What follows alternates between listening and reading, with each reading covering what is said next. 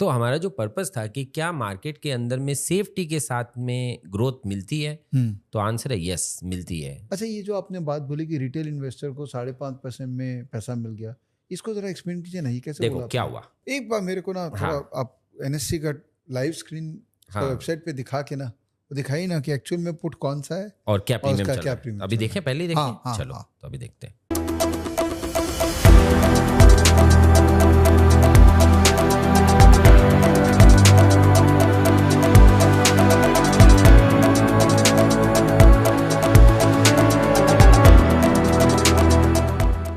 Face to face में आपका फिर से स्वागत है। मैं हूं आपका होस्ट विवेक बजाज। दोस्तों, आज की वीडियो के अंदर में हम लोग बहुत इंपॉर्टेंट डिस्कशन करेंगे कि लॉन्ग टर्म वेल्थ जो जनरली कैश मार्केट में करते हैं हम लोग, राइट, ऑप्शंस को यूज़ करके लॉन्ग टर्म वेल्थ कैसे क्रिएट किया जा सकता है। ये उनके लिए नहीं है जो हर थर्सडे वीकली एक्सपायरी या मंडे वीकली एक्सपायरी देख रहे हैं। ये उनके लिए जो ऑप्शंस को बहुत अलग तरीके से दिखना चाहते हैं और उसको वेल्थ क्रिएटिंग प्रोडक्ट बनाना चाहते हैं। बहुत इंटरेस्टिंग डिस्कशन है। हमारे साथ जुड़े हैं Govind Jhawar ji. Hello, welcome back. Thank you. Govind Jhawar ji chartered accountant है और इनके साथ हमने फेस टू फेस किया था ऑनलाइन जूम पे अगस्त 2022 में, जहां हमने ये डिस्कशन किया था। तो मैंने इनको रिक्वेस्ट किया कि एक बार आ जाइए कैलकाटा, वो डिस्कशन को रिव्यू कर लेंगे, आपने कैसा परफॉर्म किया, वो जो बातें वहाँ हुई थी उसमें कैसा रहा है और नया क्या आपको लग रहा है। ऑप्शंस मार्केट का स्ट्रक्चर चेंज हो रहा है, तो आपके हिसाब से कुछ नया हमको सोचना चाहिए, नया करना चाहिए। ये सारी बातें इनके साथ करेंगे। अगर आप पहली बार जुड़े हैं तो परमानेंट जुड़िए। हम 1 मिलियन सब्सक्राइबर में पहुंच चुके हैं। टाइम लगा, देखिए जो टॉर्टोइस होता है ना, जीता तो वही है। यस। तो क्वालिटी फोकस है, कोशिश कर रहे हैं कि एंटरटेनमेंट कम से कम करें, सीरियस कंटेंट बनाएं। इसलिए 1 मिलियन में अब पहुंचे हैं। 1 मिलियन भी बहुत अच्छा होता है। अब यूट्यूब को पता लग जाएगा कि ये बंदा सीरियस काम कर रहा है। So thank you so much 1 million subscriber यहाँ पहुँचाने के लिए इलन मार्केट्स पे। लेकिन मेरा पर्सनल यूट्यूब चैनल में अभी भी पेंडिंग है, तो वो आप ध्यान रखिएगा। वहाँ भी मुझे 1 मिलियन तक आपको लेके जाना है। Face to face almost I think 240वां फेस टू फेस है, तो काफ़ी लर्निंग, काफ़ी नॉलेज मिला है। तो ज़बरदस्त एक्सरसाइज चल रही है। तो अगर आप शेयर नहीं कर रहे हैं लोगों के साथ में तो आपको कर्मा नहीं मिल रहा, मुझे तो बहुत मिल रहा है। ठीक है, तो ये होगी छोटी बात है, थोड़ी थोड़ी। अब चलते हैं गोविंद जी के साथ चर्चा चालू करते हैं कि अब आप बताइए कि वेल्थ कैसे क्रिएट करें। पैसा तो बन रहा है, वेल्थ नहीं बन रहा है ऑप्शंस में। तो वेल्थ का तो मतलब वॉरेन बफे बोलते हैं ना कि वो जितना आप लॉन्ग टर्म कंपाउंडिंग के ऊपर में अपना फोकस हो, वेल्थ अपने आप क्रिएट होता है। बराबर एकदम। तो अब अपने को लॉन्ग टर्म कंपाउंडिंग कैसे करनी है, उसके ऊपर में फोकस लगाना है। ऑप्शंस यूज करके, ऑप्शंस यूज करके। बाप रे। हाँ, तो सुनने में थोड़ा अजीब लगता होता है, क्योंकि अपने दिमाग में सबसे पहला इंप्रेशन ही यही आया हुआ है कि ऑप्शन है तो शॉर्ट टर्म है। पर सचमुच में ऑप्शंस लॉन्ग टर्म के लिए अवेलेबल भी हैं और लॉन्ग टर्म में वेल्थ क्रिएशन करने के लिए सबसे ज़्यादा हेल्पफुल भी है। तो एक काम तो ऐसा कर सकते होते हैं कि पिछली बार जो अपने पूरा चलाया था फेस टू फेस, तो उसकी जो स्ट्रेटेजी थी उसको रिकेप कर लेते हैं। सही है, रिकैप कर लीजिए। और दोस्तों, अगर आपको देखना हो तो उसमें भी 3.5 लाख व्यूज़ हैं वैसे, उसका लिंक दे दूंगा पीछे में। अगर वो आपको देखने का इच्छा हो तो वो बाद में देख लीजिएगा पूरा। अच्छा इंटरेक्शन था वो भी, बट रिकैप कर लेते हैं। हाँ, रिकैप कर लेते हैं। तो हमारा जो पर्पस था कि क्या मार्केट के अंदर में सेफ्टी के साथ में ग्रोथ मिलती है, तो आंसर है यस, मिलती है। We believe that equity with safety makes prosperity. तो उसके अंदर में हम करते क्या है, हम सबसे पहला काम ये करते थे कि हम लोग इंडेक्स में पैसा डालते थे। तो विवेक भैया, इंडेक्स में पैसा डालने का एक लॉजिक हमारे पास ये था कि इंडेक्स है तो बढ़ेगा ही। एक इंडेक्स ऐसी एसेट क्लास है जो कभी जीरो नहीं होती, देर सवेर अपने आप बढ़ जाती है, क्योंकि वो इंडिया के टॉप 50 स्टॉक्स की एवरेज होती है। आज वो टॉप 50 में रिलायंस, TCS, HDFC बैंक है। थोड़े समय पहले सत्यम, आरकॉम भी थे, पर जैसे ही वो कमजोर होते हैं तो वो निकल जाते हैं। तो हमेशा यदि वो 50 स्टॉक्स टॉप कंपनीज का ही एवरेज है, तो पहला श्योरिटी मुझे ये मिल जाता है लॉन्ग टर्म वेल्थ क्रिएशन के लिए कि मैंने जो एसेट क्लास खरीदी है वो आज से 500 साल बाद भी जिंदा रहेगी। मैं थोड़ा इस पे आपसे बोरो कर लूँ समय? हाँ प्लीज। मेरे को ये बहुत एक्साइटिंग टॉपिक है। एक बार क्या हुआ, टीवी पे किसी ने कमेंट पास किया कि निफ्टी मुझे 1 लाख दिखता है, और अच्छा आदमी था। मेरा ये आदमी पब्लिकली बोला निफ्टी 1 लाख है, तो ये सोच समझ के बोल रहा होगा, ये रैंडम बात नहीं कर रहा होगा। अभी निफ्टी कितना चल रहा है? 22,500। वो बोलता है भाई अगर निफ्टी 1 लाख हो जाएगा। तो मैंने थोड़ा इसको ना अपना चार्टर्ड अकाउंटेंट वाला कैप पहना। मैंने बोला यार इसको मैथमेटिकली प्रूफ करते हैं, स्टेटमेंट दिया है। तो इसका मैंने लॉजिक निकाला कि स्टॉक प्राइसेस हमेशा ऊपर ही जाते हैं राइट लॉन्ग टर्म में, थियोरेटिकली। क्यों? क्योंकि कंपनी जो पैसा कमाती है वो कमाई में से थोड़ा तो डिविडेंड देती है, थोड़ा रिटेन अर्निंग रह जाता है। अब वो रिटेन अर्निंग को रीइन्वेस्ट करती है, उसे और कमाती है, और डिविडेंड देती है, और रिटेन अर्निंग हो जाती है। तो अल्टीमेटली जो रिटेन अर्निंग रह गया है वो ये कहाँ दिखेगा? ये स्टॉक प्राइस पे दिखेगा। तो theoretically stock prices should always go up, but practically कई बार ऐसा होता है मार्केट जब ओवर हीटेड हो जाता है तो बहुत ज़्यादा ऊपर चला जाता है, फिर बाद में जब मार्केट कूल होता है तो करेक्शन आ जाता है। तो ये लिक्विडिटी ड्रिवन फेनोमेनन है। बट अगर हम given all other things constant, जो इकोनॉमिक्स में कॉन्सेप्ट है ना, given all other things constant, अगर हम खाली मैथमेटिक्स पे रिलाई करें तो स्टॉक प्राइसेस हमेशा ऊपर जाएंगे। अब इंडेक्स क्यों ऊपर जाएगा, इसी को एक्सटेंड करते हैं। इंडेक्स का इतना बड़ा ब्यूटी है कि जो खराब स्टॉक है, खराब इंडस्ट्री है, उसको वो निकालता जाता है। बहुत बढ़िया। तो जो रह गए वो तो कमाई कर रहे हैं, उनका रिटेन अर्निंग बढ़ ही रहा है, तो इंडेक्स तो हमेशा ऊपर ही जाएगा। अच्छों की संगत में रहना इंडेक्स से सीखा जा सकता है। एब्सोल्युटली। ये बात, अरे ये तो बहुत अच्छा बात है। अच्छों की संगत में रहना इंडेक्स है। तो आपने ना बहुत अच्छे से इसको एक्सप्लेन कर दिया। एक्चुअली यही समझाने वाला था कि हमेशा टॉप 50 स्टॉक्स होते हैं। तो इसके कारण एक श्योरिटी पता है क्या है विवेक भैया? मान लो आपको आपके आने वाली जनरेशन को कोई गिफ्ट देना है और आपने इंडेक्स खरीद लिया उनके लिए, 200 साल बाद आपकी 7वीं जनरेशन धरती पे आई, उसके पास में आपके खरीदे हुए इंडेक्स गए, तो उसको उसके जमाने के टॉप 50 स्टॉक्स मिल गए। वाह, जो आज हम खरीद भी नहीं सकते उनके लिए। वाह, लवली सोच। ये समझ में आई बात कि 200 साल बाद उस समय कौन से 50 होंगे तो हमको पता ही नहीं है, लेकिन आपने आज इन्वेस्टमेंट करके उनमें एक्सपोजर आज ले लिया। एग्जैक्टली। वाह वाह वाह, वेरी गुड। क्योंकि जो टॉप होगा वो अपने आप आ जाएगा वहां पे। इसलिए इसने एक अच्छा काम पता है क्या है? चेंज को एक्सेप्ट करना जो पॉइंट है वो इंडेक्स से सीखा जा सकता है। चेंज को एक्सेप्ट कर रहा है, वो कमजोर है तो पूछा नहीं जा रहा है कि वो कोई कहानी नहीं सुना सकता उसका ऑनर कि मेरा भविष्य का प्लान ये है वो है। आप कमजोर हो गए हैं तो एक बार आप बाहर। आपने कभी ये सिलेक्शन का प्रोसेस देखा है, समझा? हाँ, देखा है ना। आपको लगता है साइंटिफिक है? हाँ, साइंटिफिक है। ओके, है ना। मतलब you are satisfied with the way index is constructed in India. देखो मार्केट कैप, मार्केट को भी फ्री फ्लोट किया। फ्री फ्लोट किया इसका मतलब कि कोई कंपनी का ओनर अपने खुद के शेयर्स की प्राइस को हिलाना चाहे तो भी उसका कोई इंपैक्ट नहीं आया। पब्लिक अल्टीमेटली यदि वेट दे रही है आपके शेयर को तो आपका शेयर इंडेक्स में है। It is making sense. दोस्तों एक क्लैरिफिकेशन दे देता हूँ कि मैं छोटा छोटा एक टर्म्स को ना डिफाइन करते हुए बहुत अच्छा कर रहे हो, मदद कर रहे हो आप मेरी। क्योंकि क्या क्वेश्चंस में आ जाते हैं तो मेरे को लगा क्वेश्चन जो आने वाले हैं उसका जवाब अभी दे दो। फ्री फ्लोट का मतलब हो गया जो शेयर जो है नॉन प्रमोटर के पास है, मतलब मार्केट में जो शेयर है। पहले इंडेक्स जो है वो मार्केट कैप वेटेज होता था, फिर उन्होंने चेंज करके फ्री फ्लोट कर दिया। उससे फायदा ये हुआ कि जो पब्लिक के पास जो शेयर है उसी को यूज किया जाता है इंडेक्स कंस्ट्रक्शन। यस, तो वो ज़्यादा एफिशिएंट है। अभी मान लो मेरी कंपनी है, मैं लिस्टिंग करा दिया हूँ, अब मेरी खुद की कंपनी है तो मैं उसका शेयर का प्राइस कुछ भी दिखा रहा हूँ तो मीनिंग नहीं बचा। पब्लिक क्या मांग रही है, पब्लिक कितना देना चाहती है आपके शेयर का भाव। जितना फ्री फ्लोट होगा उतना प्राइस डिस्कवरी प्रोसेस एफिशिएंट होगा।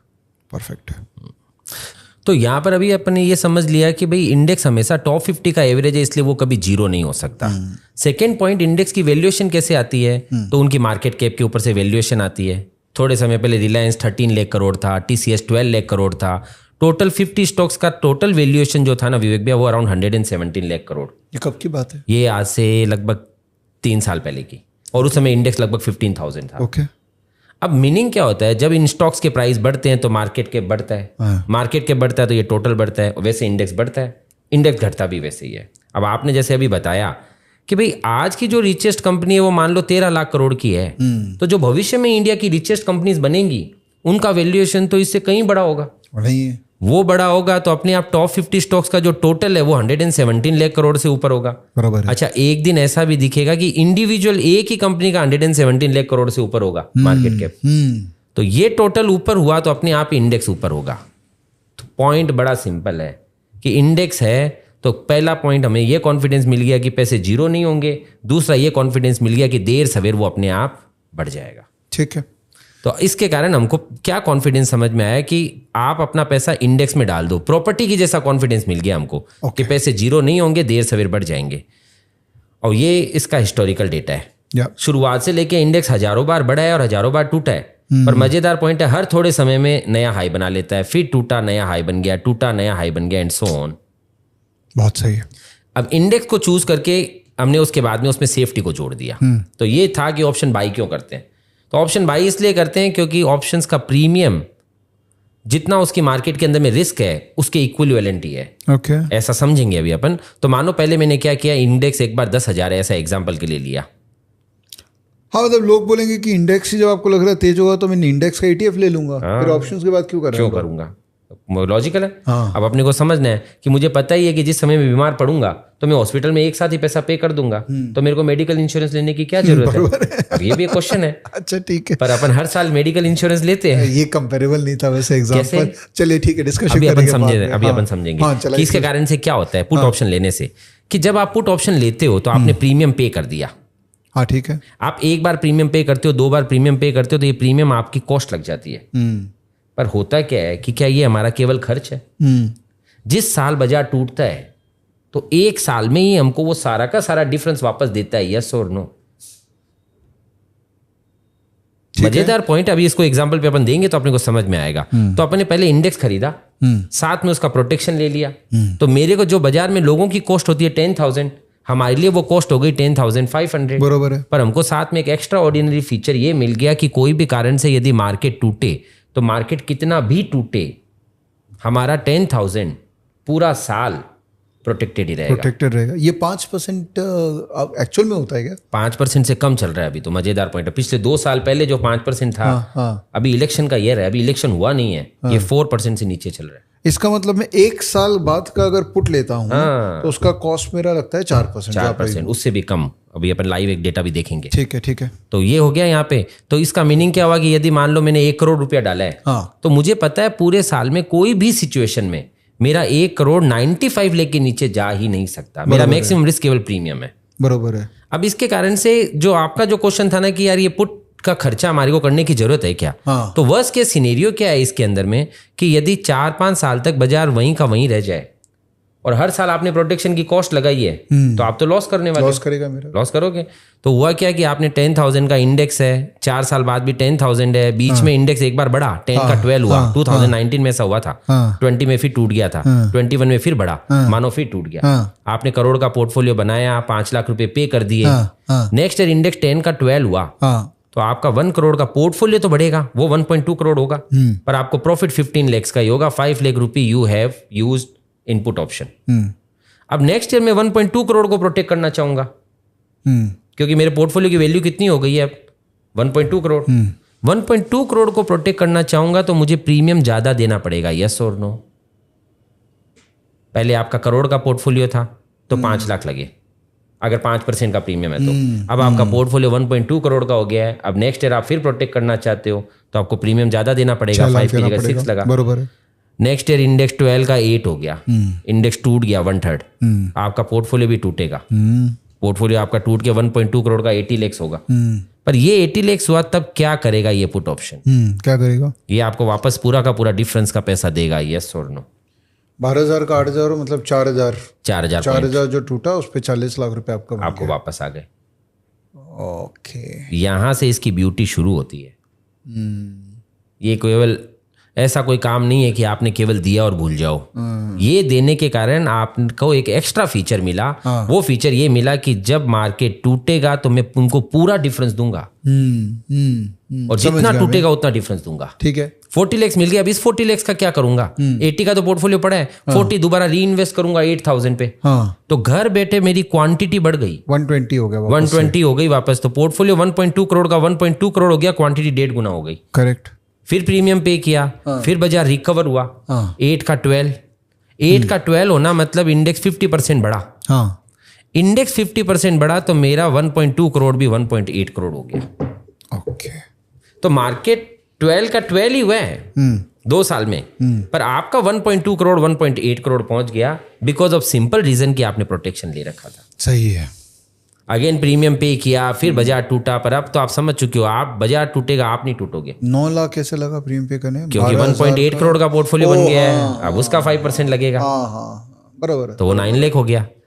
अब 4 साल में इंडेक्स 10 का 10 ही है, तो लॉजिकली आपका पोर्टफोलियो करोड़ का करोड़ ही रहना चाहिए था। ये 1.8 क्यों हुआ? Because of these put options. तो पुट खर्च नहीं है।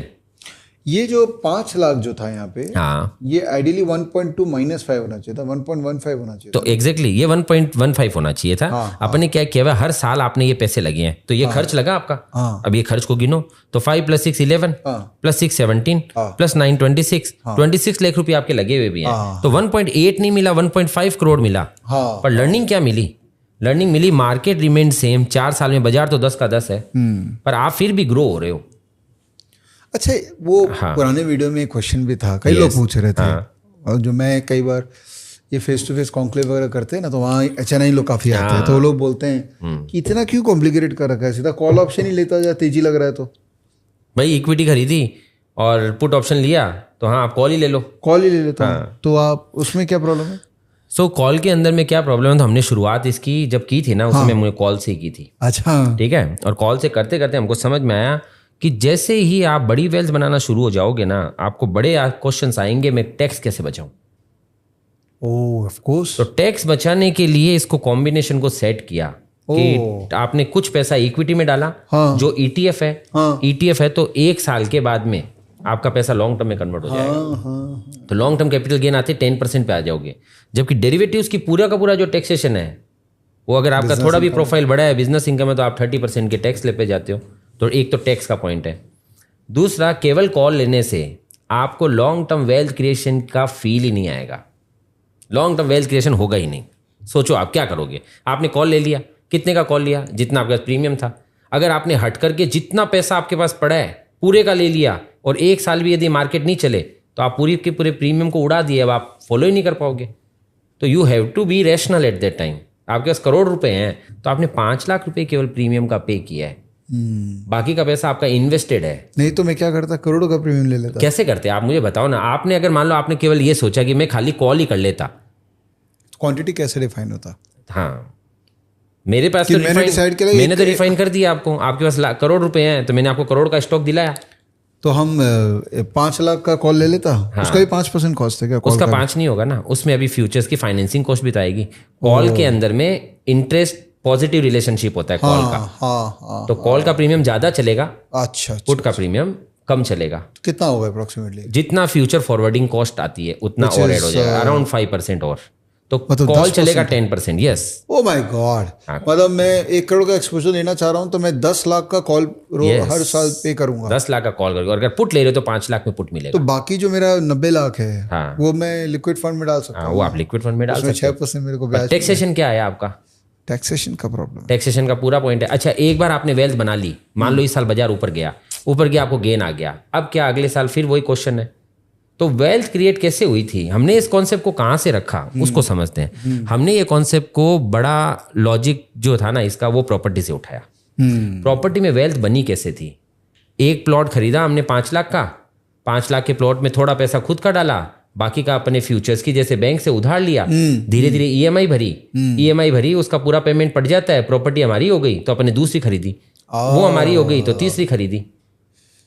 तो करते करते हमको वेल्थ बनती चली गई। अब अपन इसका पूरे डिटेल में जाएंगे ना, तो अपने को समझ में आएगा कि how it is making sense.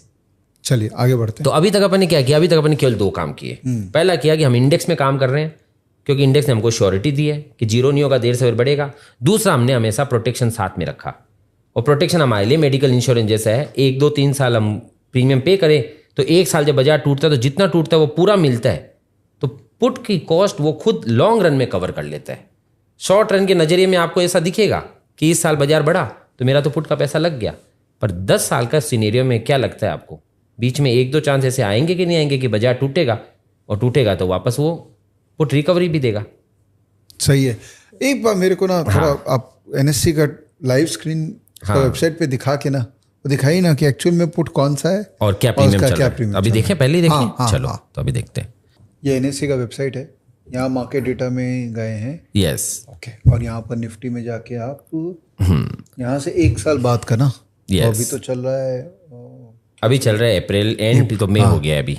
तो मई होता है, इसमें दिसंबर टू दिसंबर लिक्विडिटी रहती है ऑप्शंस के अंदर में। अच्छा, ऐसा है। हाँ, सो इसको ना यहाँ से रिकैप फिर से शुरू कर रहे हैं अभी अपन, है ना, यहाँ से।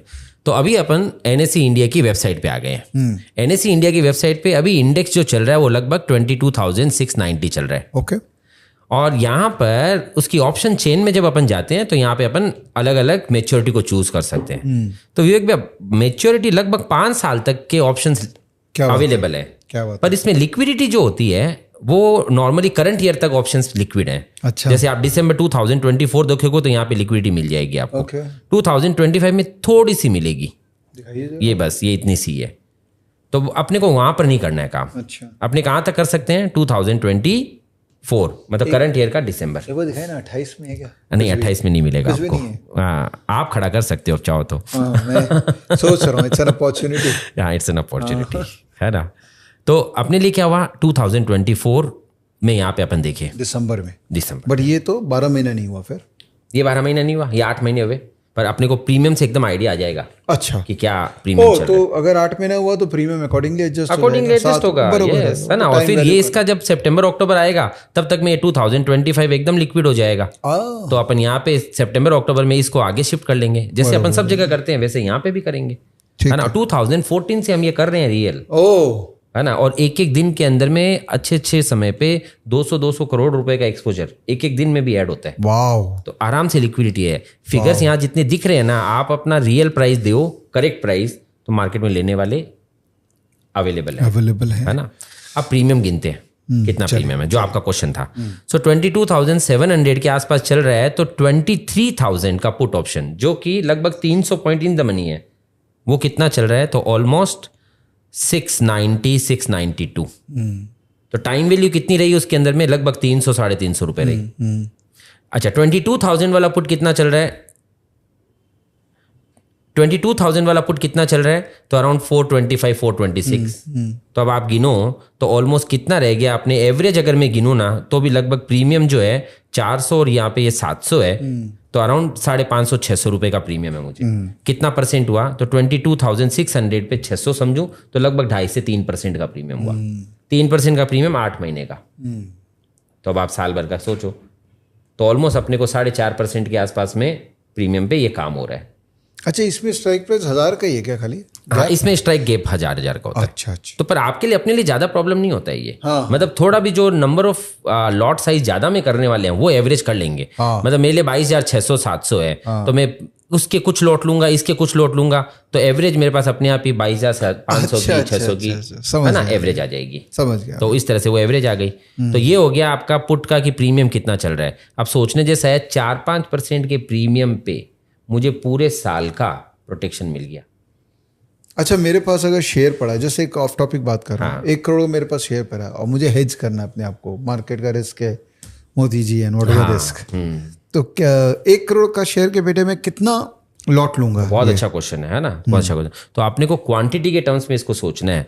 एक निफ्टी 22,000 की है, तो इसका मतलब 100 निफ्टी 22 लाख की हो गई। ओके। तो अपने ऑलमोस्ट आप उसको 400-500 क्वांटिटी तक जाओगे तो आपका 1 करोड़ का पोर्टफोलियो हेज हो गया। अच्छा है ना। अब आपको इस समय पे एक क्वेश्चन हो रहा है जो आपने रखा है, तो कि you have to see that कि उसका बीटा क्या है। तो इंडिविजुअल स्टॉक में ये थोड़ा चैलेंज है, हमारी लाइफ में नहीं है।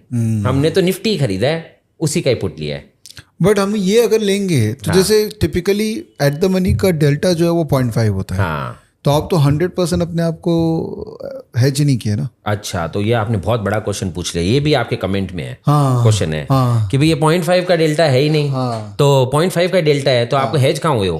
तो आप अच्छे से समझने जैसा ये जो प्रीमियम लगा है ना, डेल्टा का क्या पॉइंट है? तो ये जो प्रीमियम लगा ना, मैंने इसको तो पूरा कॉस्ट ही गिन लिया है। अच्छा। तो ये मेरे लिए पूरा खर्च हो गया। ये पैसे मैंने पे कर दिए, भूल गया। अब मुझे ये बताओ, जितना मार्केट 23,000 से टूटेगा उतना मुझे पूरा पैसा वापस मिलेगा ऑब्वियसली। तो प्रीमियम को यदि मैंने पूरा एक्सपेंस गिन लिया तो मेरा डेल्टा 1 है। समझ गया। ये बहुत इंपॉर्टेंट क्वेश्चन है और कई लोगों ने पूछा है, उसका आंसर आपने। हाँ, कि डेल्टा जो है it is a way to value premium. Delta का मतलब ये नहीं होता कि आधा डेल्टा मतलब आधा ही रिस्क आपने कवर किया। समझ गया, है ना। तो आपका अब क्या हो गया, आपने 2 काम कर लिए, इंडेक्स खरीदा, प्रोटेक्शन ले लिया। अब ये प्रोटेक्शन पूरा 100% हो गया आपका। बाजार कल को 23,000 का 12,000 हो जाए तो 11,000 पॉइंट टूटेगा तो आपको ये 23,000 वाला पुट ऑप्शन 11,000 रुपये वापस देगा। एकदम थियोरेटिकली करेक्ट है। थियोरेटिकली करेक्ट है और प्रैक्टिकली अपने देखा भी है। कोरोना के टाइम पे लाइव था वो एग्जाम्पल। तो यहाँ पर अपन ये काम कर दिया। क्लियर। फिर से चलते हैं अपन प्रेजेंटेशन पे। क्लियर। तो अब अपन रियल वापस अपने प्रेजेंटेशन पे चलते हैं। अब इसमें इसका मीनिंग ये हो गया कि मैंने अभी तक में इंडेक्स लेके सेफ्टी को जोड़ लिया तो हमको ऊपर की साइड में अब अनलिमिटेड प्रॉफिट हो गए, क्योंकि जब भी मार्केट बढ़ेगा मैंने पूरा का पूरा ETF खरीदा हुआ है, जितना मार्केट बढ़ेगा वो पूरा गेन मुझे मिलने वाला है, और यदि मार्केट टूटेगा तो मैं हमेशा कैलकुलेटेड रिस्क में रहने वाला। बरोबर है। तो मेरे लिए कभी भी हाई रिस्क हाई रिटर्न नहीं हुआ, हमारे लिए हो गया स्मार्ट कैलकुलेशन हाई रिटर्न्स। वाह, वेरी नाइस, है ना। और स्मार्ट कैलकुलेशन अपने यहाँ यूज कर ली। अब हमने उस प्रोडक्ट के अंदर में क्या 3 तरीके से हम काम करते हैं। श्योर। तो सबसे पहले रिलैक्स को समझा हमने, रिलैक्स का ये नाम दिया हमने केवल, है ना। ठीक है। तो रिलैक्स का मतलब क्या, मान लीजिए आपके पास 100 रुपए हैं, तो आप 100 में से 30 रुपए इक्विटी में डालो, ओके, और बाकी के 70 रुपीज आप बॉन्ड में रख दो। इक्विटी में क्यों, क्योंकि हमें ग्रोथ चाहिए, और बॉन्ड में क्यों, क्योंकि हमें सेफ्टी भी चाहिए। करेक्ट। तो आपने ETF खरीद लिए 30 रुपए के, उसी को आप कोलेटरल पे रख दीजिए, मार्जिन पे। मार्जिन पे रखा तब आपको मार्जिन लिमिट मिल गई डेरिवेटिव्स की। इसी मार्जिन लिमिट से आपने 70 रुपीज के फ्यूचर्स ले लिए। ओके। तो अब आपका टोटल पोर्टफोलियो कितने का बन गया, 100 का। ठीक है। तो आपके पास में अब प्रॉफिट होगा, मार्केट बढ़ेगा तो पूरे 100 पे, ओके, और यदि मार्केट घटा तो रिस्क भी आएगा 100 पे। ओके, हमको 100 पे रिस्क नहीं लेना, तो हमने इसका तुरंत ही प्रोटेक्शन ले लिया, जो अभी हमने समझा। ओके। तो 5 रुपए मेरे लग गए प्रोटेक्शन के। अब एक कॉस्ट हमें और लगेगी जिसका नाम है फाइनेंसिंग कॉस्ट, फ्यूचर का roll over cost. Very nice. तो फ्यूचर्स का रोल ओवर कॉस्ट, तो 70 पे लगभग जो है 5% की फाइनेंसिंग कॉस्ट है। ओके। अभी वो थोड़ी सी और ऊपर चल रही है, अभी लगभग 6% चल रही है फाइनेंसिंग कॉस्ट। तो फाइनेंसिंग कॉस्ट और पुट की कॉस्ट, वो दोनों हमेशा एक दूसरे के इनवर्स चलते हैं। ये हमारे लिए मजेदार पॉइंट है। अच्छा। तो जब भी इंटरेस्ट रेट बढ़ता है तो पुट सस्ता हो जाएगा। ओके। तो अभी इंटरेस्ट रेट बढ़ा हुआ है, इसीलिए ये रेट बढ़ी है तो पुट सस्ता हो गया है। ओके। तो फाइनेंसिंग कॉस्ट 70 पे 5% मतलब 3.5% हो गई। ओके। तो ओवरऑल मेरी ग्रॉस कॉस्ट हुई 8.5% की। पर ये 8.5% की कॉस्ट में मुझे 2 बेनिफिट मिल गए। पूरा का पूरा प्रोटेक्शन मेरे पास अवेलेबल है, पूरी की पूरी मुझे फाइनेंसिंग मिल गई कि 30 रुपए में मेरा 100 का पोर्टफोलियो बन चुका है। बाकी का 70 रुपीज मैंने डेट में रख दिया। डेट में मैंने ऐसे डेट में रख दिया कि जो मुझे एकदम श्योरिटी देते हो, मतलब मुझे रिस्क नहीं लेनी थी। तो हमने लगभग मान लो RBI बॉन्ड में रख दिया, भारत बॉन्ड में रख दिया, 7.5-8% आपको मिल रहा है। तो 70 पे 7.25 7.5 भी मिलता है, तो मुझे 5 रुपए तो इंटरेस्ट के वापस मिल गए साल के, कोई डाउट नहीं है। तो 8.5 में से 5 वापस आ गए, मतलब मेरा मैक्सिमम रिस्क क्या रहा, तो 3.5 का। बराबर है। तो पूरा साल में यदि मार्केट कितना भी टूट जाए, आपको 3.5-4 रुपए से ज्यादा की रिस्क नहीं आ सकती। Which is basically your yearly drawdown जिसको हम बोलते हैं। Yearly maximum drawdown. और यदि मार्केट बढ़ जाए तो आप पूरे के पूरे 100 रुपीज पे ग्रो करोगे। सही है। तो ये कर दिया, इसको हमने नाम रखा रिलैक्स, क्योंकि इसको सुनने के बाद हम रिलैक्स फील करते हैं। सेकेंड, इसी का एक्सटेंशन हमने और बनाया बेसिक। ओके। बेसिक भी सेम वो का वही फिलोसॉफी है। 30 रुपीज डाले, ETF खरीदे, 70 के फ्यूचर्स लिए, 100 का पोर्टफोलियो बना, प्रॉफिट होगा तो 100 पे, लॉस होगा तो 100 पे। एक चीज बताइए, सॉरी। बोलो। हाँ। फ्यूचर्स का मार्क टू मार्केट होता है, हाँ। ऑप्शंस का ये मार्क टू मार्केट होता है क्या? नहीं। अगर आप जो ले रखे नहीं, तो थोड़ा पैसा हमको मार्क टू मार्केट के लिए रखना पड़ेगा। तो ऑप्शंस का मार्क टू मार्केट नहीं आता है, इसीलिए तो कह रहा हूँ। ऑप्शंस में मार्क टू मार्केट लॉसेस आपको पे नहीं करने होते, बट फ्यूचर में पे करना पड़ेगा। करने होते हैं। तो थोड़ा पैसा अगर मार्केट गिर गया, हाँ, तो मेरा फ्यूचर में मार्क टू मार्केट होगा, मेरे को कैश देना पड़ेगा। हाँ। तो अब उसके लिए क्या करना है अपने को? हाँ। तो उसके लिए एक सॉल्यूशन है।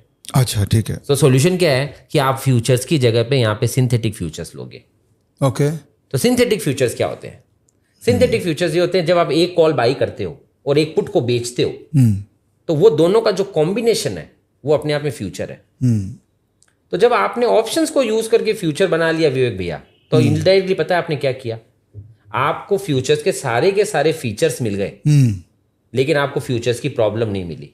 अब आपकी लाइफ में M2M खत्म।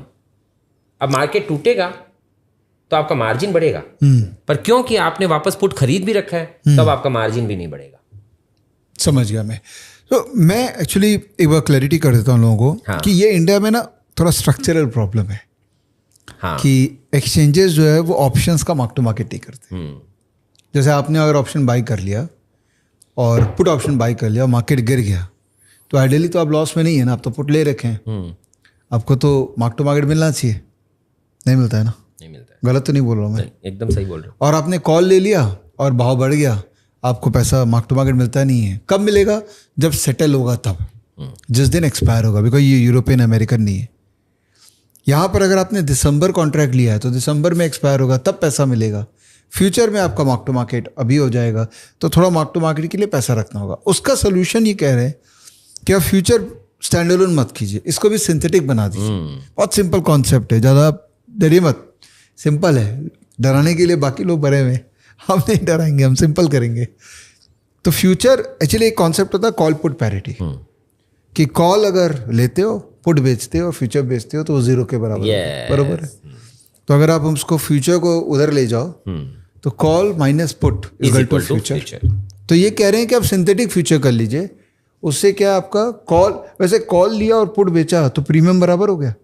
कॉल लिया और पुट बेचा तो उनके बीच का जो डिफरेंस है वो फ्यूचर फॉरवर्डिंग कॉस्ट आ गई, वो फॉरवर्डिंग कॉस्ट आ गई, बराबर है। तो आप लेकिन जो पुट हम बेचा उसके लिए हमको मार्जिन देना पड़ा एक्स्ट्रा।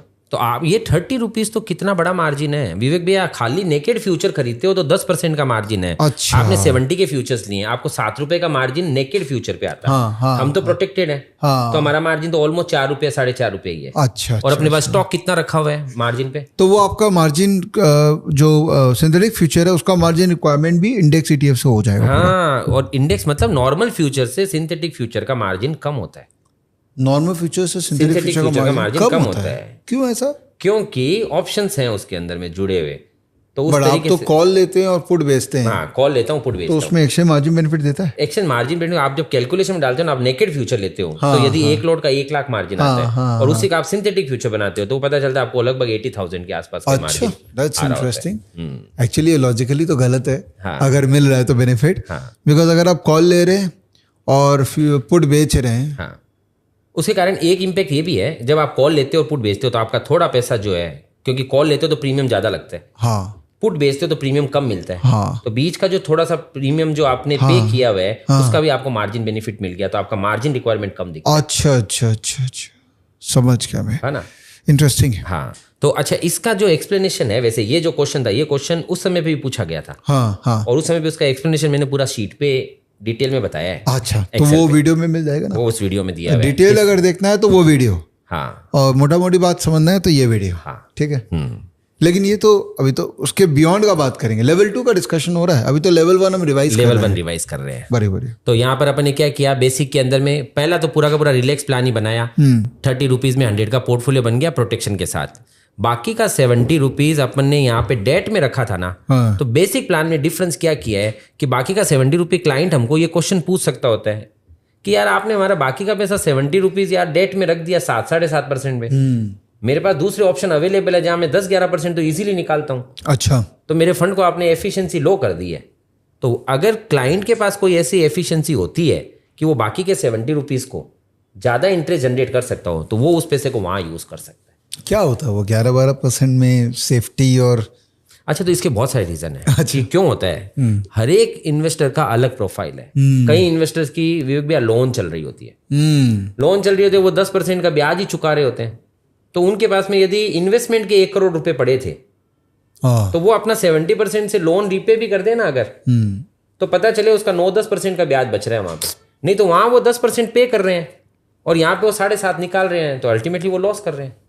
तो एक्चुअली शहर बाय शहर भी डिपेंड करता है।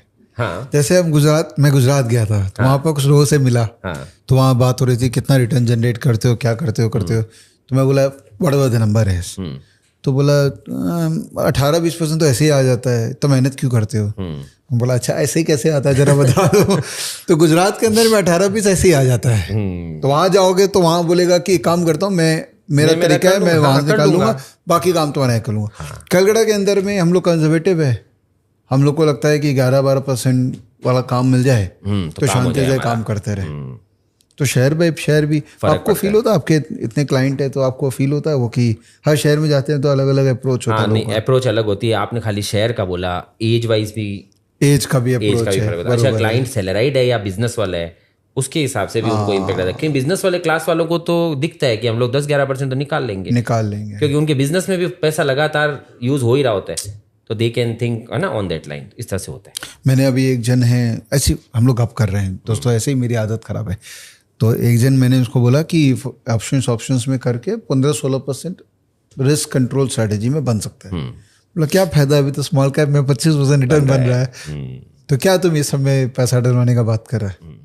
How do you deal with that? So ऐसे क्वेश्चन आते हैं। हम लोग का फोकस, हम वापस उस स्क्वायर वन पे जाते हैं, बैक टू स्क्वायर वन की सेफ्टी कितनी है। क्योंकि मार्केट के अंदर में यही तो सबसे बड़ा लालच होता है, जब थोड़ा भी रिटर्न बढ़ रहा होता है ना तो व्यक्ति को लगता है कि ये लाइफ टाइम ऐसा ही चलेगा। पर रियलिटी जब भी मार्केट यू टर्न मारता है तो मार्केट मतलब किसी को पानी भी नहीं पूछता है। और रिसेंट एग्जाम्पल है अपने पास कोरोना। ये तो हम लकी थे कि मार्च में बाजार टूटा और उसके बाद तुरंत ही बढ़ गया, तो लोगों को कुछ खास ज़्यादा याद नहीं आ रहा है। पर मुझे पता है जब मेरी जॉब लगी थी ना 2002 में, वो ऐसा रिसेशन वाला टाइम था, तो उस समय मैंने म्यूचुअल फंड की जो एनएवीज है ना, वो 10-10 रुपए वाले म्यूचुअल फंड को 2-2 रुपए की एनएवी मैंने देखी हुई है। It happens. और इसीलिए इनका जो स्लाइड है, मैं ये गप इसलिए कर रहा था क्योंकि इनका पहला स्लाइड बहुत रेलेवेंट है कि ये सब जो है ना, ये रियल एस्टेट के साथ कंपेयर करिएगा। रियल एस्टेट का return over a period of time आपकी लाइफ में होता है 9 से 10% CAGR। अभी प्राइसेस बढ़ गए हैं तो लोगों को लगता है रियल एस्टेट में बहुत पैसा बनता है, बट प्राइसेस बढ़े 8 साल के बाद में। तो अगर 10 साल का CAGR देखोगे तो 9% होने वाला है। This is a product viz real estate. It is not a product to be compared with SME mutual fund. SME क्यों निकल गया? SME निकल रहा है आजकल मेरे मुंह से, वो डर लग रहा है मुझे। It's not to be compared with a small cap and mid cap investment mutual fund. Right, ठीक है ना? एकदम परफेक्ट है। तो यहाँ पर अपने डेट को अगर आप एफिशिएंटली यूज कर सकते हो तो आपने अपनी डेट की यील्ड को और बढ़ा लिया। आप 5 रुपए की जगह अगर 7 रुपए का इंटरेस्ट कमा लेते हो तो अब आपकी रिस्क जो है वो 3.50 की जगह 1.50 की हो। बरोबर है। और थर्ड, इसके बाद में जो थर्ड एक और हमने समझा हुआ है कि स्ट्रेटेजी है, वो पावर बूस्टर है। उसका मीनिंग ये हुआ कि आपने यहाँ पे 30 रुपीज को इंडेक्स में पार्क किए थे, तो यहाँ पे पैसे डाले थे, अल्टीमेटली उसको रखा तो कोलेटरल पे ही था। तो क्वेश्चन आता है यार, कोलेटरल पे रखना तो मेरे पास हजारों स्टॉक्स पड़े हैं, तो मैं अपना स्टॉक ही दे दूं ना मार्जिन पे, तो आप मुझे ये 30 रुपए भी क्यों ले रहे हो? रिक्वायरमेंट सही है उनकी, तो वो चाहे तो ये 30 रुपीज भी डालने की जगह स्टॉक्स रख सकते हैं। स्टॉक्स को रख करके फिर से वही फ्यूचर खरीद लिया। फ्यूचर पूरे 100 का खरीदा इस बार, 70 का नहीं खरीदा, क्योंकि इस बार 30 रुपीज खुद के डाले ही नहीं है। 100 का फ्यूचर खरीदा तो 100 का पोर्टफोलियो बन गया आपका। प्रॉफिट होगा तो 100 पे, लॉस होगा तो 100 पे। लॉस नहीं करना तो 5 रुपया प्रोटेक्शन, एवरीथिंग इज सेम। बस फ्यूचर की फाइनेंसिंग कॉस्ट 100 पे लगेगी, तो 100 पे 5 रुपीज मतलब 5 रुपया लग गई। तो आपकी ग्रॉस कॉस्ट 10 रुपीज पड़ी, पर अब आपका 90 रुपीज फ्री पड़ा है, क्योंकि आपने 100 का पोर्टफोलियो बनाया खाली 10 रुपीज की कॉस्ट लगा के, बाकी तो आपका स्टॉक ही था। बट आजकल तो स्टॉक के साथ 50% कैश देना पड़ता है। 50% कैश देना पड़ता है, वो ऊपर है मार्जिन कितना हमारे लिए। आप यदि 100 रुपए का पोर्टफोलियो बनाते हो, प्रोटेक्शन के साथ बनाते हो, आपका मार्जिन लगभग 6-7 रुपए ही है। 6-7 रुपए में 3.5 रुपए आपका जो है वो कैश मार्जिन चाहिए। कैश मार्जिन में भी कैश इक्विवेलेंट बॉन्ड चलते हैं। ओ, कैश इक्विवेलेंट है, हाँ, तो चलते हैं। तो लिक्विड फंड और उसमें डाल दिया, तो ये फंड की पूरी एफिशिएंसी आप अच्छे से यूज कर सकते हो। पर आपके क्वेश्चन बहुत डेप्थ है, दैट इज वेरी नाइस। तो उसके कारण से मतलब एक इन्वेस्टर को ये समझ में आएगा कि वो कैसे 3-3.5 रुपए वो भी खाली नहीं रखेगा, उसको भी वो लिक्विड फंड में या कैश इक्विवेलेंट में डाल देगा। तो वहां से भी वहां पे 7% की जगह उस 3.5 रुपए पे उसको ये होगा कि भाई 4% मिलेगा, but that is not going to impact a lot. पर इसके कारण से उनका रूल पूरा फॉलो हो गया सेबी का। तो पावर बूस्टर में उसने क्या किया, स्टॉक्स को यूज कर लिया। स्टॉक्स को यूज करके वही 100 का पोर्टफोलियो बन गया, बाकी का 90 रुपीज पे इंटरेस्ट कमा लिया। 10 के कॉस्ट में से 6.5 रुपए वापस ब्याज के आ गए, कॉस्ट वो की वही 3.50। तो तीनों प्लान आपके लिए वेल्थ क्रिएशन का काम कर रहे हैं। तीनों प्लान के अंदर में आपने अलग अलग इन्वेस्टमेंट के अमाउंट को यूज किया, लेकिन पोर्टफोलियो पूरे 100 का ही बनाया, और जितना पैसा आपने नहीं डाला उसको आपने डेट में रख दिया। तो ये पूरा प्लान था। ये प्लान के ऊपर से अपने परफॉर्मेंस को समझा था।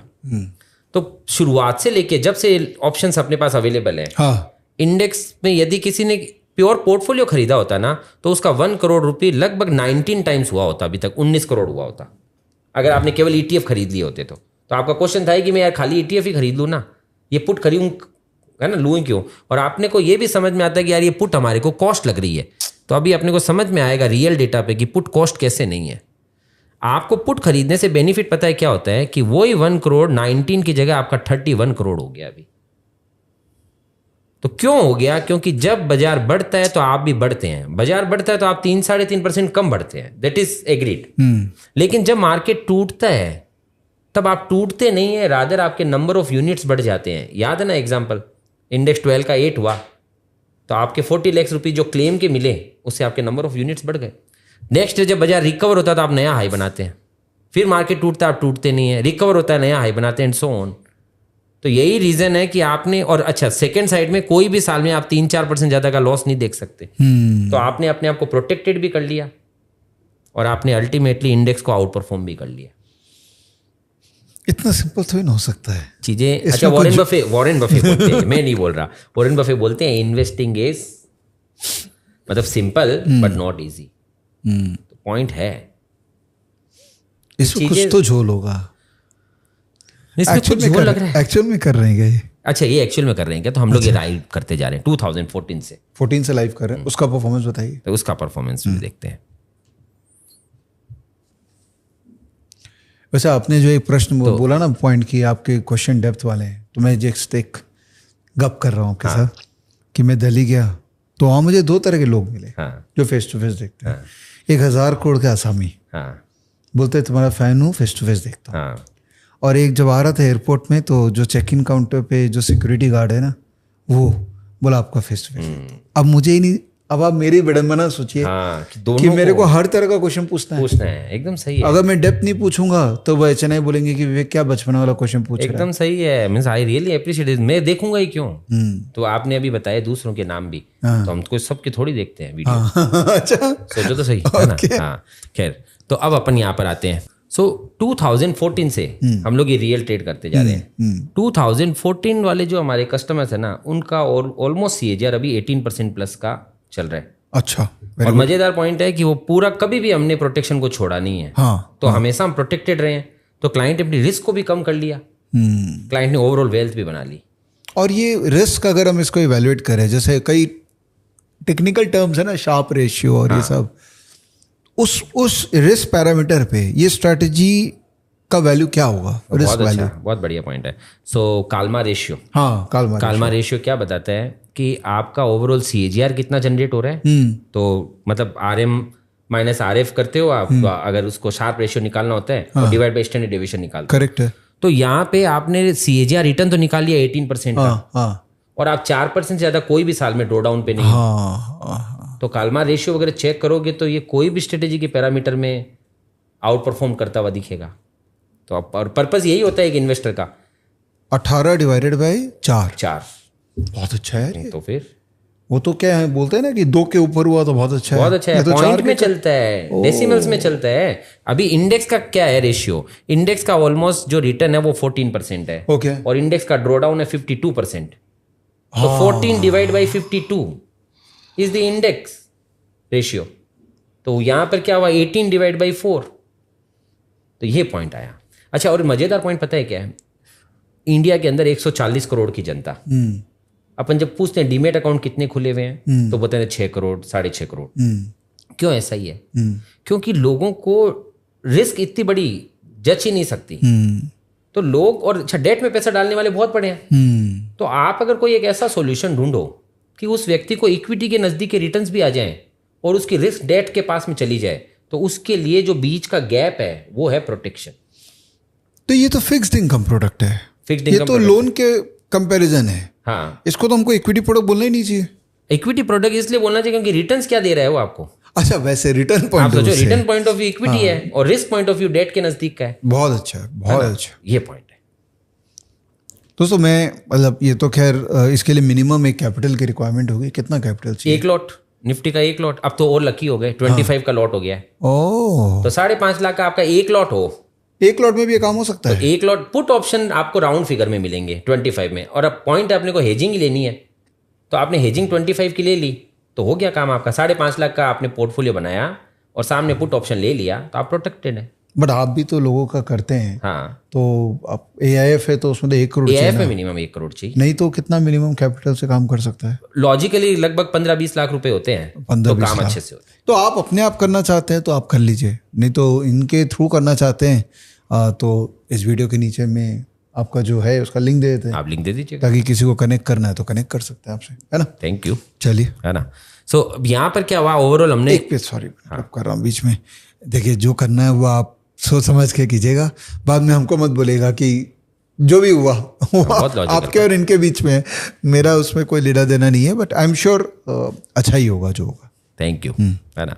सो ओवरऑल ये पूरा का पूरा अपने पिछली बार जो अपने चलाया था ये स्ट्रेटेजी का पूरा रिकेप कर दिया। हाँ ठीक है। और स्ट्रेटेजी के अंदर रिकेप करके हमने ये समझ लिया कि हमने 3 काम किए हैं। हाँ समराइज, हमने पहला काम किया इंडेक्स में पैसा डाला, क्योंकि इंडेक्स ने हमको श्योरिटी दी है कि जन्मों जन्म तक चलेगा। दूसरा, हमने हमेशा प्रोटेक्शन लिया। प्रोटेक्शन हमारे लिए शॉर्ट टर्म में कॉस्ट दिख सकती है कि मैंने इंश्योरेंस खरीदा है, इस साल कुछ भी क्लेम नहीं आया तो प्रीमियम लग गया, लेकिन मुझे पता है कि लॉन्ग टर्म के अंदर में जितनी लंबी एज होगी उतना ही कॉस्ट अपने आप रिकवर होने का चांस बढ़ जाएगा। तो पुट अपनी कॉस्ट खुद निकाल लेता है, तो पुट कॉस्ट खुद निकाल लेगा तो इंडेक्स का रिटर्न मेरा हो ही गया है। और तीसरा काम हमने किया इंटरेस्ट का आर्बिट्राज। इंटरेस्ट का आर्बिट्राज का मतलब क्या किया, फ्यूचर्स इसलिए लिए हैं क्योंकि फ्यूचर्स 5% में मिल रहे हैं। इंडिया में एक यही बिजनेस ऐसा दिखा जहां 5% में रिटेल इन्वेस्टर को पैसा उधार मिला और खुद का पैसा हमने डेट में रख दिया, इसलिए क्योंकि डेट में हमको ज्यादा ब्याज मिल रहा है।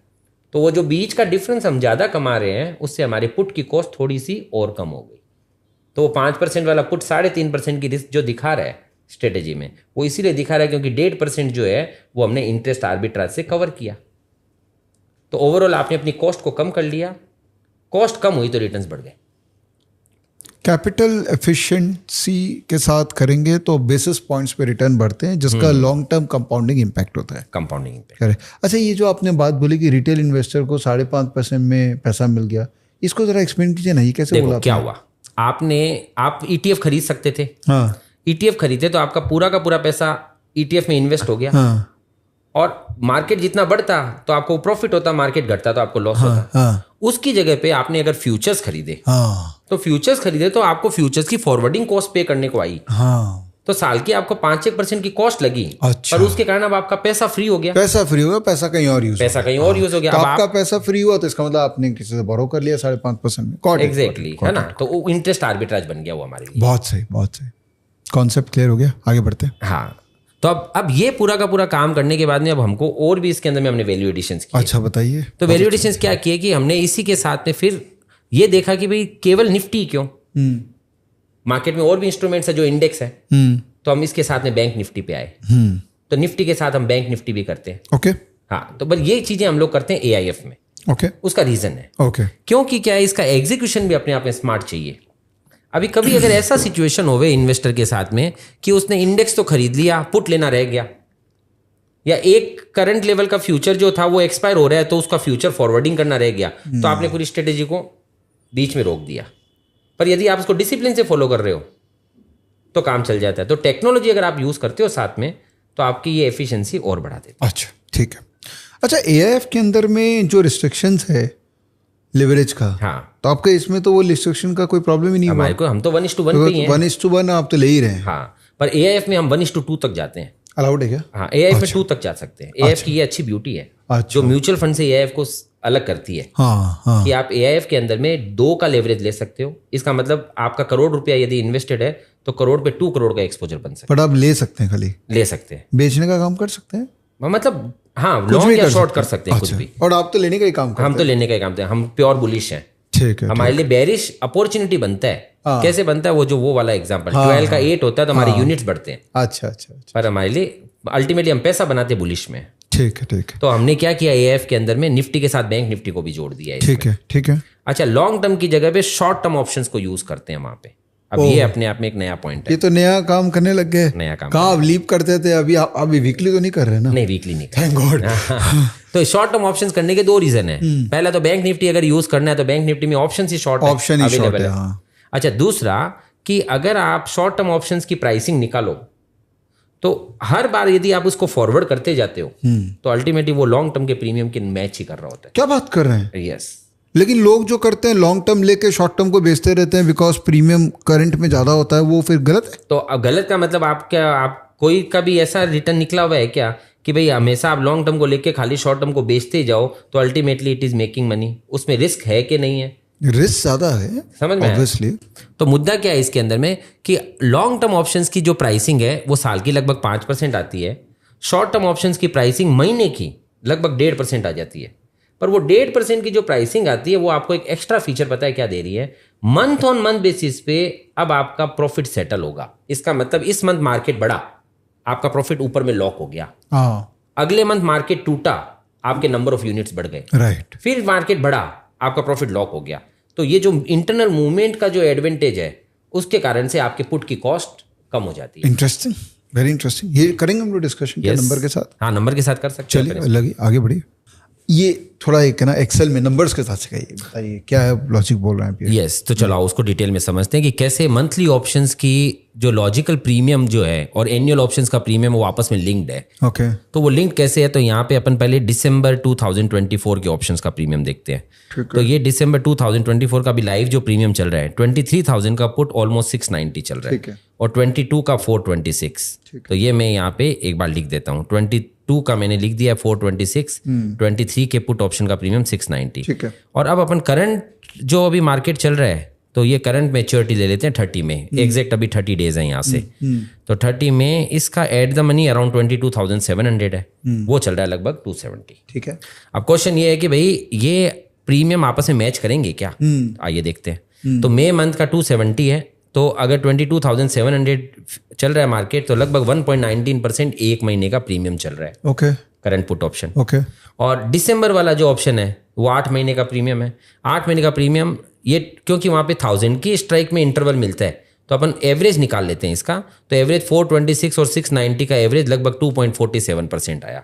ठीक है। तो दिखने में तो ये लगता है यार एक महीने का 1.19 है और 8 महीने का 2.47 है, तो ये सस्ता ही है। तो मैं मानता हूं कि ऐसे सस्ता दिखता भी है और सस्ता है भी। पर अब आप इसके अंदर में क्या इन दोनों के बीच में डिफरेंस है वो समझने जैसा है। मंथली जो ऑप्शन है वो आपको हर मंथ कट ऑफ दे रहा है। इसका मतलब ये कि इस मंथ मान लीजिए अभी करंट मार्केट प्राइस चल रही है 22,700, आपने 22,700 का पुट खरीद लिया। इसको मैं नंबर्स वाले फॉन्ट में चेंज कर देता हूँ। एक मिनट। 22,700 मार्केट चल रहा है और आपने ये वाला पुट ऑप्शन खरीदा है 270 रुपीज पे करके। तो इसमें आपको एडिशनल फीचर ये मिल रहा है कि कल को यदि मई मंथ में ही मार्केट टूटता है तो जितना टूटता है वो डिफरेंस आपको वापस मिलने वाला है। ओके। दिसंबर वाला यदि मैंने खरीदा है तो दिसंबर वाला यदि मान लीजिए मैंने 500 रुपए में खरीद रखा है एवरेज या 550 में, तो इसका मीनिंग ये है कि आपको दिसंबर मंथ के अंदर में जितना बाजार टूटेगा वो डिफरेंस मिल जाएगा या एक बार आपको क्लेम मिलेगा। तो कई बार ऐसा भी तो होता है विवेक भैया कि मार्केट इस साल इस मंथ में 22,700 वाला क्लोज आया 22,000, तो 22,000 क्लोज आया, तो यहां पर आपको उस 270 रुपीज के सामने 500 रुपए ऑलमोस्ट मतलब 700 रुपए वापस मिले, तो आपके पास में 430 रुपए का गेन खड़ा हुआ। जबकि यहां पे क्या होगा, दिसंबर वाले पुट ऑप्शन में बाजार टूटा, आप प्रोटेक्टेड है, पर अभी आप एनकैश नहीं करेंगे क्योंकि वो दिसंबर तक वैलिड है। बट मार्क टू मार्केट तो बढ़ ही जाएगा। मार्क टू मार्केट बढ़ जाएगा। वो कितना बढ़ेगा? वो ऑलमोस्ट वो जो डेल्टा की टर्म्स में बढ़ेगा। तो ये 550 वाला है, यदि बाजार 700 पॉइंट टूटेगा तो इसका प्रीमियम लगभग 300 रुपए के आसपास में बढ़ जाएगा, 250-300 रुपए। अच्छा, इसके अगेन दिसंबर का एट द मनी का डेल्टा और अभी का एट द मनी का डेल्टा दोनों 0.5 होता है। तो दिसंबर एट द मनी किसको बोलते हैं इसके ऊपर डिफर करता है। अच्छा, आप सोचो एट द मनी किसको बोलते हो। तो होता क्या है कि स्पॉट प्राइस चल रही है मान लीजिए 22,700, ठीक है, ये है स्पॉट। और 1 मंथ का जो फ्यूचर है वो चल रहा है 22,800, ठीक है। ऐसे मैंने एक बार थोड़ा एग्रेसिव ले लिया, या एक नॉर्मल में देखोगे तो 22,750 चल रहा है। तो हमारे लिए एट द मनी 22,750 होता है, क्योंकि आप एक साल आगे का देखोगे तो 5% ऊपर का चला जाएगा, उसमें कैरी फॉरवर्डिंग कॉस्ट। तो एक साल आगे का आपका जो फ्यूचर का जो कॉस्ट होता है वो 22,500 की जगह फ्यूचर का प्राइस चल रहा होता है 23,700। Okay, did you understand this point? महीने की कैरी फॉरवर्डिंग कॉस्ट 70-80 पॉइंट हर महीने की बढ़ती है, तो एक साल आगे का जो फ्यूचर होता है वो आपका 23,700 हो रहा होता है। समझ गया मैं।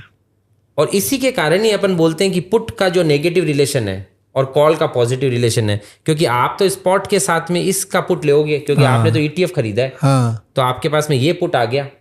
जबकि मेरे को 23,700 का फ्यूचर दिख रहा है, तो मेरे लिए 22,700 का put out of the money होता है, तो मेरे लिए वो पुट सस्ता हो गया। समझ गया मैं, है ना।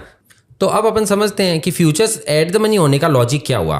तो ये दिसंबर मंथ में बहुत अच्छे से समझ में आएगा। तो यहाँ पे ये दिसंबर मंथ की अपन प्राइसिंग को निकालते हैं। तो आप अगर देखोगे ना लॉजिकली एट द मनी जो स्ट्राइक होती है उसके कॉल और पुट का प्रीमियम सेम चलता है। ओके, ठीक है, तो यहाँ पर जब आप 23,000 का फ्यूचर जब अपन स्ट्राइक देख रहे हैं तो 23,000 का कॉल चल रहा है लगभग 1350 और पुट चल रहा है लगभग 700 रुपए।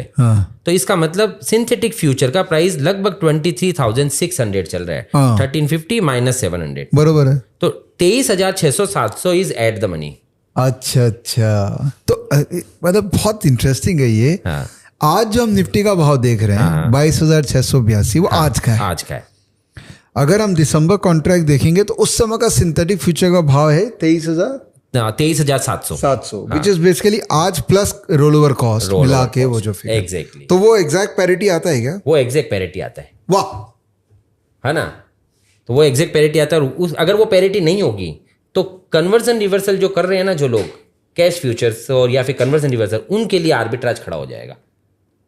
क्योंकि वो क्या कर रहे हैं, वो फ्यूचर और सिंथेटिक फ्यूचर के बीच का डिफरेंस ही तो कमाते हैं। तो वहां तो फ्यूचर ट्रेड ही नहीं हो रहा है। हाँ, वहां फ्यूचर ट्रेड नहीं हो रहा है। जिसको फ्यूचर टू फ्यूचर फॉरवर्ड करना आता है तो उनके लिए आर्बिट्राज है वहां पे। अच्छा, आप अगर अभी मानो इसको मिस प्राइस कर दो और आप इसको अभी 24,000 पे दो कि 24,000 का सिंथेटिक फ्यूचर, जैसे मतलब इस कॉल की प्रीमियम को और बढ़ा दो तो लोगों के लिए आर्बिट्राज खड़ा हो गया। सही है ना, तो इस कारण से तो ये अपने आप मैच होता है। कॉन्सेप्ट बहुत इंटरेस्टिंग है।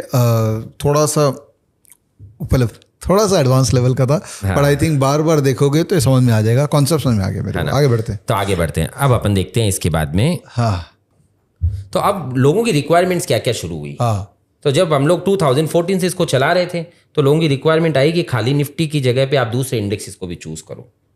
सेकेंड पॉइंट कि आप प्रॉफिट को लॉक थोड़ा स्पीड से करो, क्योंकि कई बार क्या होता था कि बाजार टूटता है तो उनको यूनिट्स बढ़ाने का मौका मिलता है, पर क्योंकि हमारे दिसंबर के पुट हैं तो मैं तो अभी पुट को एनकेश कर लूँ तो मेरा फिर बाद की हेजिंग अनहेज रह जाऊंगा, तो मुझे प्रीमियम की कॉस्ट आ रही है। तो हम लोग फटाफट लॉक नहीं करते हैं, हम लोग बहुत स्लो लॉक करते हैं उसको। तो लॉक करते हैं तो बीच में अपॉर्चुनिटीज दिखती है, बाजार बढ़ता है तभी, घटता है तभी। तो क्या हम स्पीड लॉक कर सकते हैं? तो इसके लिए हमने मंथली ऑप्शंस को यहाँ पे इंट्रोड्यूस किया। और एग्जीक्यूशन के ईज, लोगों को ये भी चाहिए कि आपका स्ट्रेटेजी बहुत मजेदार है पर इसको एग्जीक्यूट करने के लिए हमको इन्वॉल्व होना पड़ता है, तो क्या आप इन्वॉल्वमेंट खुद रख सकते हो क्या? तो ये एक रिक्वायरमेंट भी थी। केवल उसमें 3 चीजें ऐड हुई। निफ्टी के साथ बैंक निफ्टी ऐड हो गया, तो 75% निफ्टी 25% बैंक निफ्टी भी करते हैं, ताकि इससे व्यक्ति को डाइवर्सिफिकेशन का बेनिफिट मिल जाए। सेकेंडली 2x तक लेवरेज ले जाते हैं, तो डबल एक्सपोजर कर लिया। थर्ड पॉइंट इंटरेस्ट आर्बिट्राज, वो का वही है, यहाँ भी हम करते हैं, पैसे को डेट में रख लेते हैं ताकि हम लोग को इंटरेस्ट के बीच का डिफरेंस मिल जाए। फ्यूचर कम रेट में मिलता है, इंटरेस्ट हमें ज्यादा जनरेट होता है। और हेजिंग जो है वो हमने शॉर्ट टर्म ऑप्शन से करनी शुरू की। अब शॉर्ट टर्म ऑप्शन से शुरू की तो उसके कारण आपके रिटर्न्स और बढ़ गए। तो जो 18% का CAGR रिटर्न है वो इससे और 2-2.5% बढ़ गए। ओह कमाल।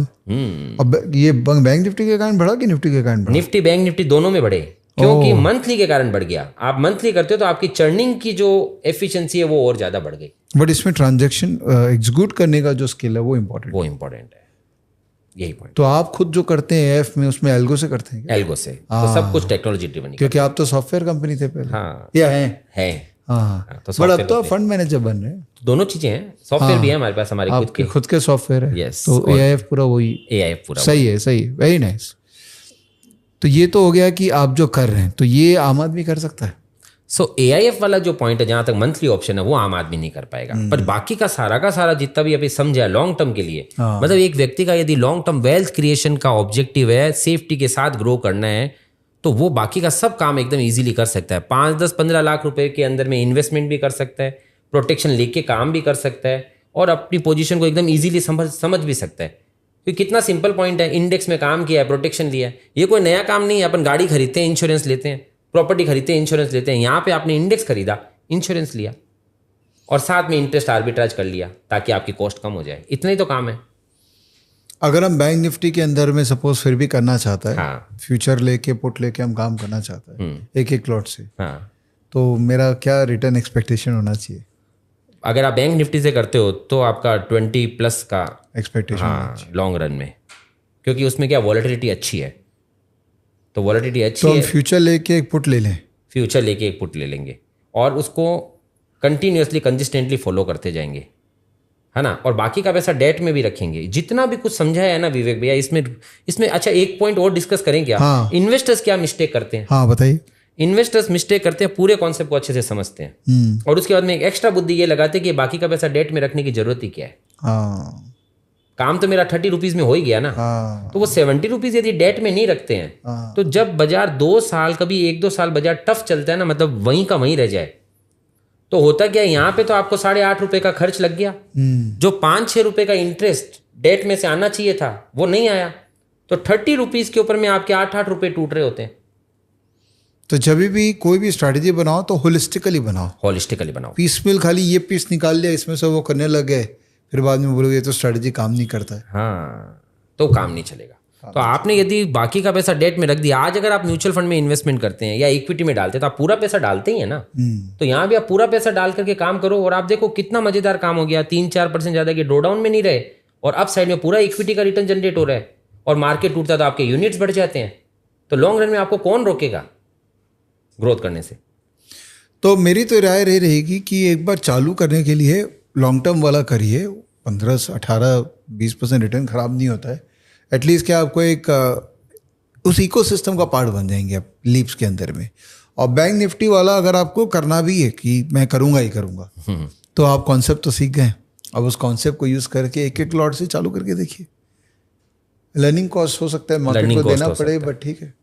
लेकिन होलिस्टिकली होना चाहिए, आधा अधूरा काम मत करिएगा, क्योंकि दुर्घटना घटने में ऑप्शंस देखिए, दुर्घटना घट सकती है। सो ऑप्शंस, दुर्घटना घट सकती है, ये पॉइंट भी है। और ऑप्शन के कारण आप बहुत बड़ी बड़ी दुर्घटनाओं को बचा सकते हैं यदि आप ऑप्शंस को तरीके से हेज की जैसे यूज करो तो। कितना मजेदार पॉइंट है ऑप्शंस का। सुबह हो, शाम हो, दिन हो, रात हो, मार्केट चालू हो, बंद हो, कुछ भी हो, अगर आपने पोर्टफोलियो बनाया और उसके साथ उसका प्रोटेक्शन ले रखा है, आप प्रोटेक्टेड हो, हर मोमेंट पे प्रोटेक्टेड हो। और प्रोटेक्शन का कॉस्ट अगर पता है अपने को 4-5% पता है, हाँ, तो फिर it's a peace of mind ना। Peace of mind. और उस प्रोटेक्शन की कॉस्ट के कारण एक तो आप रिलैक्स हो गए, दूसरा वो प्रोटेक्शन आपको 2-4 बार तो मौके देगा कि जब बाजार टूटेगा और आपको डिफरेंस देगा। तो जितना आपको प्रीमियम दिख रहा है उतनी कॉस्ट तो आपकी कभी हो ही नहीं सकती। वो तो मैक्सिमम है कि हर साल बाजार बढ़ता ही गया, एवरी ईयर, कभी टूटा ही नहीं, तो आपके वो पुट के पैसे लग गए। 15 साल के अंदर में 2 बार भी बाजार टूटा तो जितना टूटा उतना पैसा वापस भी आया है, तो उतनी कॉस्ट आपकी कम हुई है। सही है। चलिए, ये तो डिस्कशन हो गया सब कुछ। अभी एक बार थोड़ा और डिस्कशन करते हैं कैजुअली। बोलिए। ठीक है। ये जो ऑप्शन मार्केट में ये जो होड़ मची है, ये जो वीकली ऑप्शन एक्सपायरी है वो, और आजकल एक टर्म यूज होने लगे इंजेक्शंस, कि अचानक से 200 पॉइंट निफ्टी ऊपर या बैंक निफ्टी 300 पॉइंट ऊपर और नीचे, जो बाहर वाले आके जो बदमाशी कर रहे हैं, इस पर आपकी क्या राय है? तो मेरा तो पॉइंट है कि कोई भी चीज कुछ बड़ा कुछ होने वाला होता है ना, तो वो छोटे छोटे हिंट देते हैं वो। अच्छा। और उस हिंट से जो स्मार्ट व्यक्ति है ना, वो समझ पाता है कि कुछ तो अलग हो रहा है। तो जो व्यक्ति नेकेड ऑप्शन राइटिंग करते हैं, ये उन लोगों के लिए पॉजिटिव हिंट है कि उनको अभी समझ में आ जाए। सोचो, अभी जो 2-4-5 दिनों के अंदर में 2 बार फ्लिकर आ गए, उन फ्लिकर के अंदर में लोग अटक जाते हैं।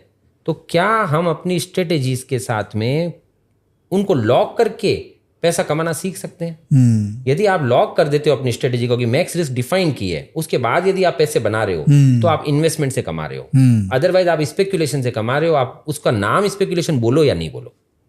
नहीं, बड़े तो है ना कि अगर दोनों तरफ का ऑप्शन बेच दिया तो स्पेकुलेशन थे नहीं हुआ, वो तो टाइम वैल्यू खाने वाली बात हो गई। आप देखो हुआ क्या कि हमने ऐसा मान लिया कि हमने दोनों साइड का ऑप्शन बेच दिया तो हमारा डेल्टा न्यूट्रल है।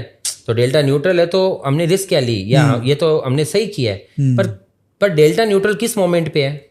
उस मोमेंट पे जिस समय आप एंटर हुए। थोड़ा भी बाजार यदि मूव होता है and if you are not able to manage the delta, तो जो सेकेंड मोमेंट था उस समय पे आपने स्पेकुलेशन किया है। आप समझ पा रहे हो पॉइंट को?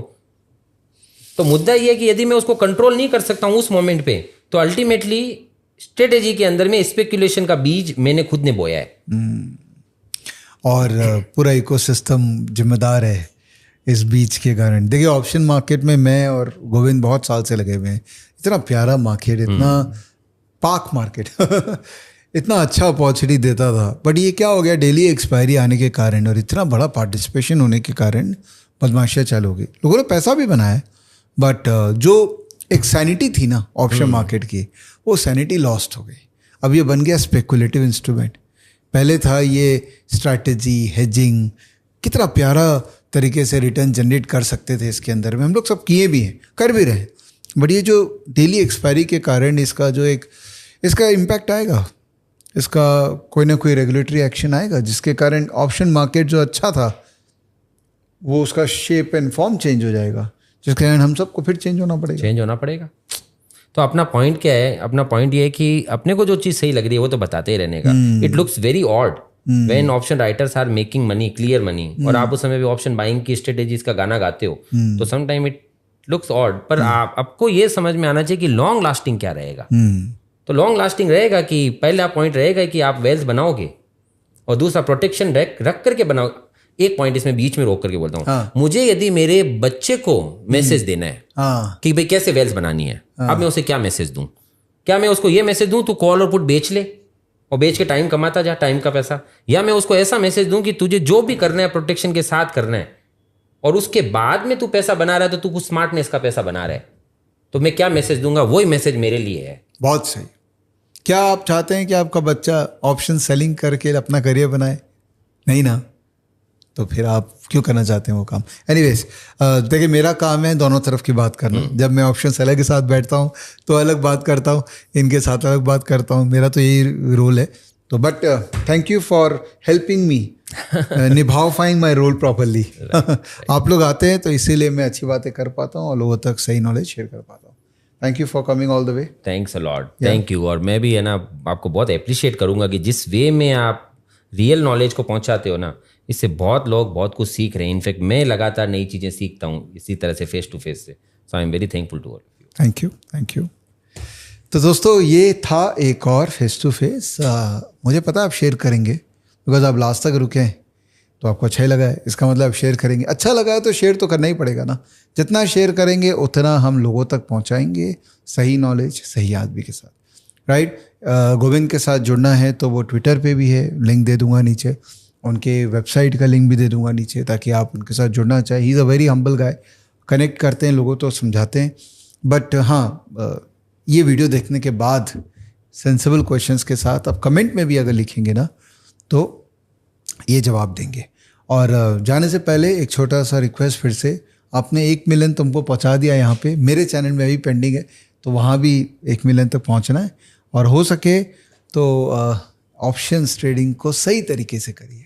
जो चल रहा है वो शायद ना चलेगा, बट ये जो चला ना ये चलेगा। तो इसको सीखिए और अपना जर्नी को बेटर बनाइए। थैंक यू, बाय, जय हिंद, टेक केयर।